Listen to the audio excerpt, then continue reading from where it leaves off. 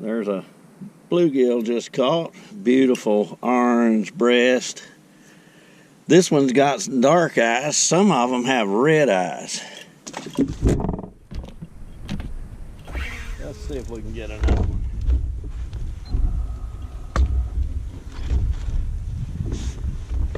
It rained a while ago and I had to stop taping.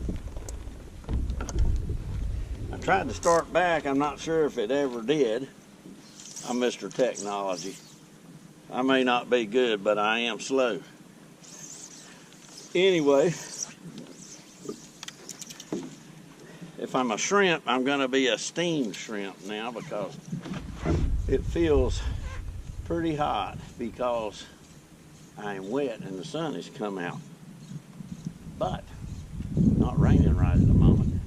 There should be spawning beds for brim, maybe even shell crackers back in this cove. I'm thinking that I have encountered them here before. But most of the coves like this will have them on a big lake like this one. This is Baden Lake over in Stanley, Montgomery, and maybe part of it. I don't know if any of it's in Randolph County or not, but this is the Stanley County side. We'll see what we find back in here. I was talking earlier about being there's a good fish. Well, maybe not so good. We'll see. Time will tell. He's just sort of a average fair one. But I will not turn him down.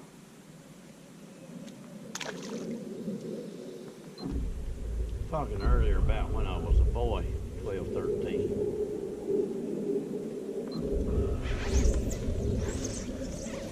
And I'd ride my trusty, rusty bicycle over to the farm ponds near home where I grew up on the days I wasn't working in tobacco.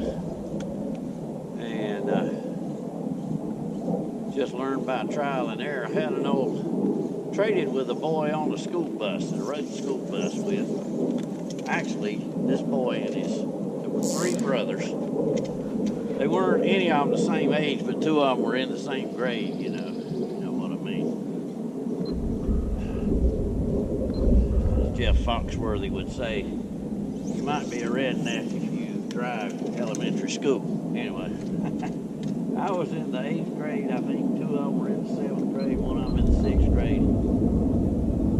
And they loved to fish, and they'd talk about it on the school bus anyway. And I made a trade with one of them and got an old Bronson reel and a cheap, what you'd now buy at Walmart. Of course, Walmart didn't exist then, but just a cheap, I think about a 4.5 foot spin casting rod, you know.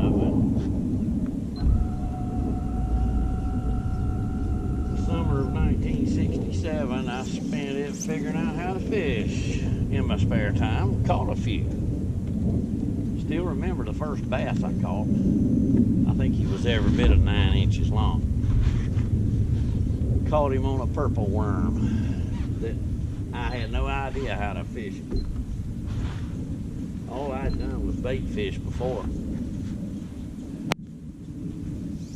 But I remembered hearing the boys on the bus talk about how good a purple worm was, so I got me one. And I happened to see a little bass in the shallows, and I tied that thing on, and I just ran a bait hook through it and out the side from the head of the worm. Threw it out there and reeled it in, just sort of jerking the rod along, try to make that thing swim, and lo and behold, caught a monster 9-inch bass. I don't think it was legal then, it's not legal now, but I took it home.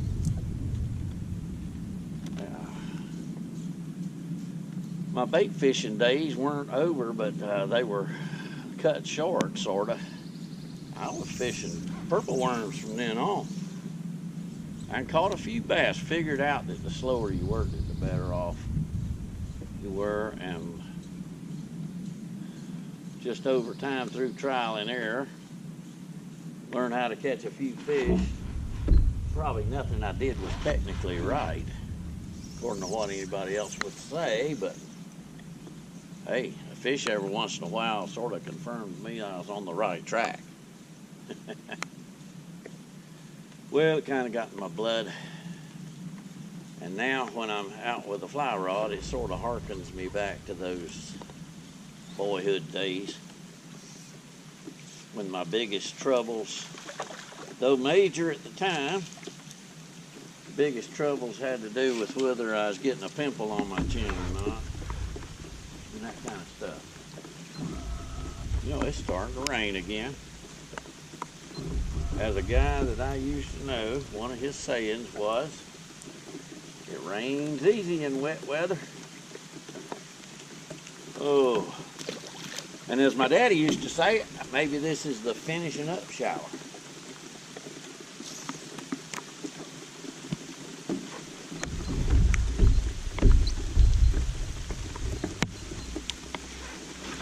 We'll see. All I know is it's hard to cast right here because of the tree limbs.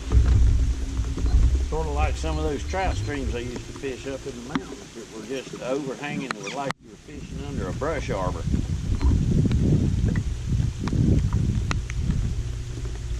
Well, the Lord has been good to me and allowed me to know some neat people, live in some neat places. Pastors, I think, 8 good churches over the years.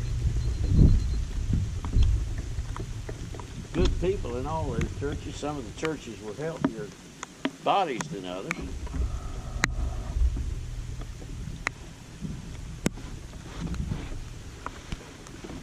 And there's been some kind of fishing everywhere I live, but up in the mountains, when we pastored up there in the mid-90s, that's what got me using a fly rod.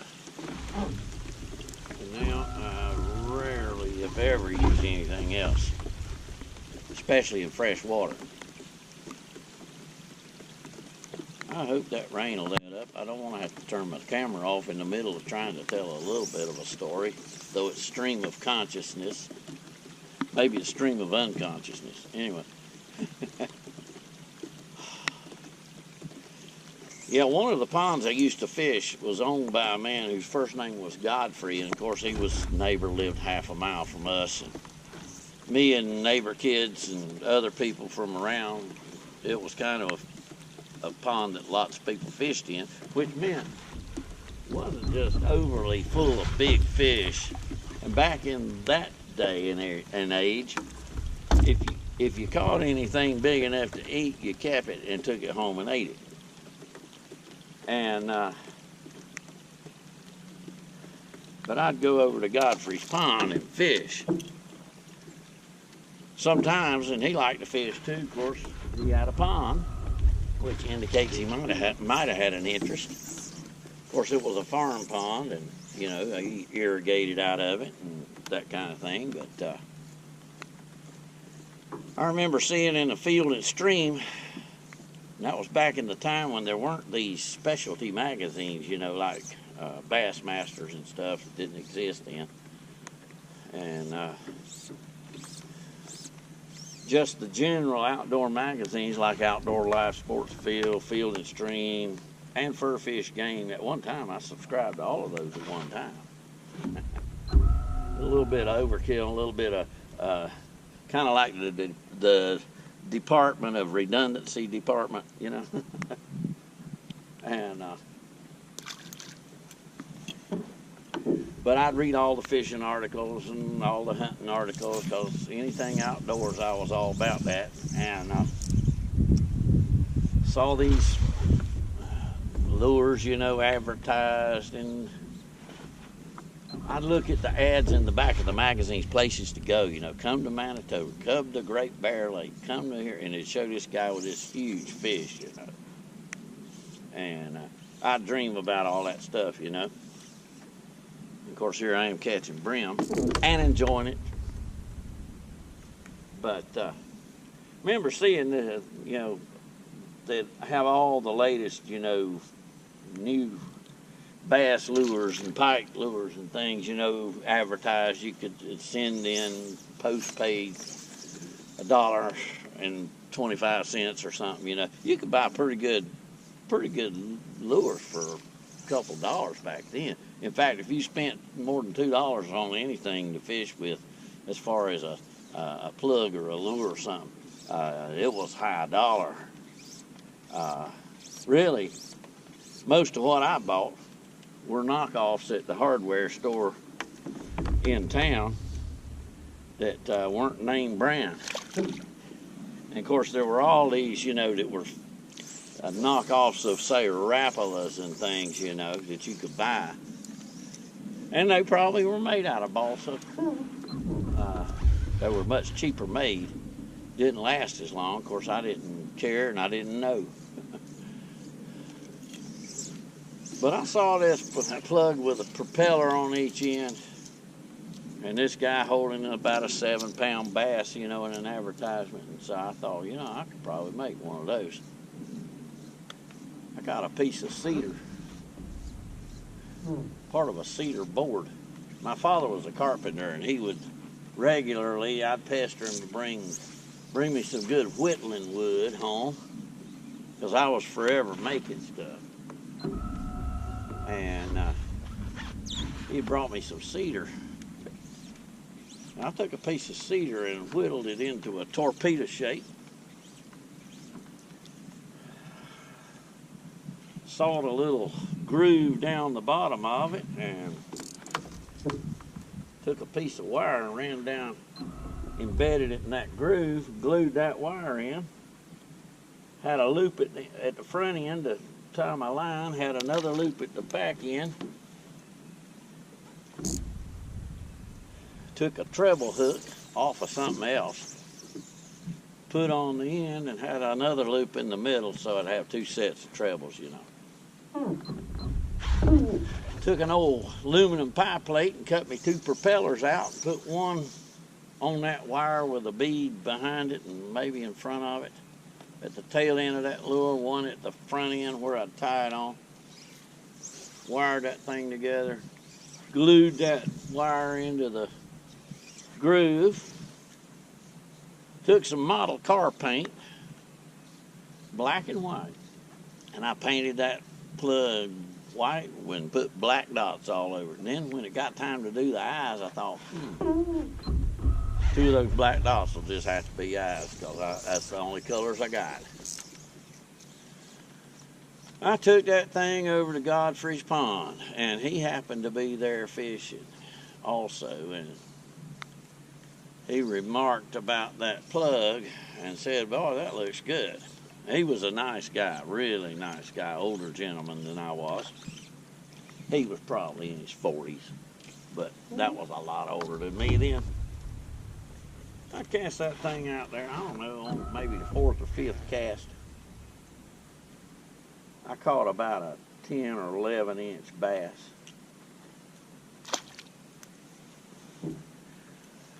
And Godfrey's eyes just about popped out of his head. There's something kind of neat about catching a fish on something you made, which is one of the really neat things now that I enjoy about tying my own flies. What I'm fishing with right now is a fly that I wouldn't say I designed it, I just made it. It's got 2 blue glass beads for the body. I'll hold it as close as I can once I get or maybe you can see it. I know that this camera doesn't pick up too well. It's got a hot pink tail, and that's feather wrapped around it through behind the last bead, in between the beads, and in front of the beads. It's deadly. And a fly like that, those beads, if I can keep from busting them by hitting them against the boat or something, or on a rock, I can catch 100, 150 fish easily with one of those if I don't lose it. Don't get hung up on something, you know, or hopefully a big fish break it off.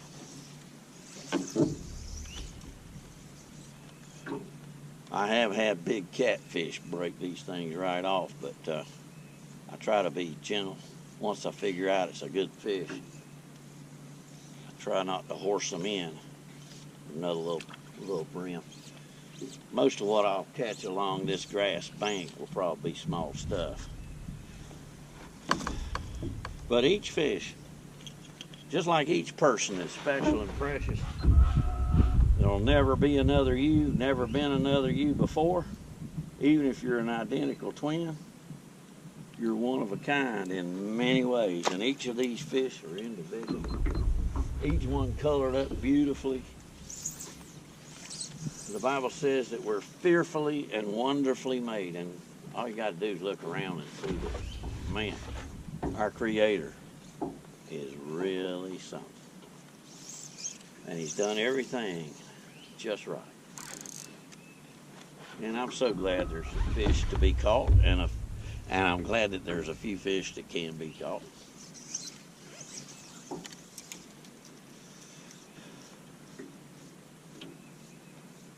Well, I'll talk with you later. GoPro, stop recording.